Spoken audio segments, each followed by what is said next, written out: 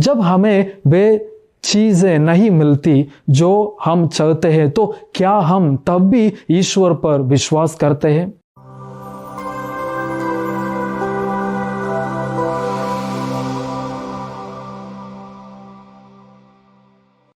आज हम संत थॉमस प्रेरित का महापर्व मनाते हैं। वह यीशु मसीह के 12 प्रेरितों में से एक हैं जो यीशु से बहुत प्यार करते थे। यीशु के पुनर्जीवित होने के बाद उन्होंने सभी लोगों को सुसमाचार का उपदेश दिया और अंत में वे शहीद हो गए। आज जब हम उनका पर्व मना रहे हैं, तो आइए हम उनसे 3 गुण सीखें। सबसे पहले, मृत्यु तक भी मसीह का अनुसरण करने की इच्छा, जिसे हम संत योहन के सुसमाचार अध्याय 11 वाक्य 16 में पढ़ते हैं, जहां संत थॉमस ने अपने साथी शिष्यों से कहा, आओ हम भी चले और उसके साथ मर जाए। दूसरा, मसीह को जानने की इच्छा, जिससे हम संत योहन के सुसमाचार अध्याय 14 वाक्य 5 में पढ़ते हैं, जहां संत थॉमस ने यीशु से कहा, प्रभु हम यह भी नहीं जानते कि आप कहाँ जा रहे हैं, तो वहाँ का मार्ग कैसे जान सकते हैं? और यीशु ने उससे कहा, मार्ग, सत्य और जीवन मैं ही हूँ।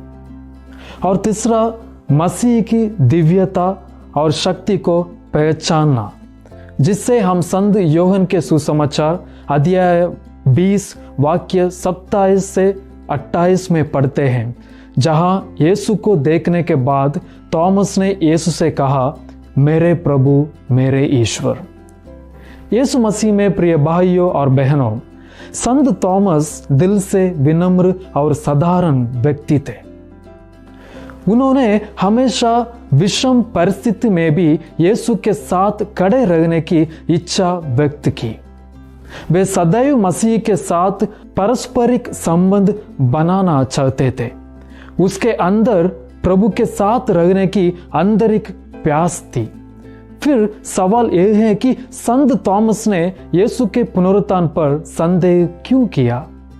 उनका संदेह विश्वास की कमी के कारण नहीं था, बल्कि उनका संदेह पुनर्जीवित प्रभु का व्यक्तिगत अनुभव प्राप्त करने का एक महान अवसर चूक जाने के कारण था। इसलिए आज के सुसमाचार में हम देखते हैं कि मसीह को देखने के बाद उन्होंने कहा, मेरे प्रभु, मेरे ईश्वर। उन्होंने यह नहीं कहा कि प्रभु अब मैं आप पर विश्वास करता हूं, बल्कि उन्होंने यह कहा कि मेरे प्रभु, मेरे ईश्वर। क्योंकि थॉमस हमेशा प्रभु के साथ रहना चाहता था, इसलिए जब उसने उन्हें दोबारा देखने का एक बड़ा अवसर गवा दिया तो उसे बहुत बुरा लगा और उससे पुनर्जीवित प्रभु पर संदेह हुआ, क्योंकि उसके अंदर प्रभु के साथ रहने की आंतरिक प्यास थी। प्रिय मित्रों, आइए हम अपने जीवन को जांच कर देखें। जब हमें वे चीजें नहीं मिलती जो हम चाहते हैं, तो क्या हम तब भी ईश्वर पर विश्वास करते हैं?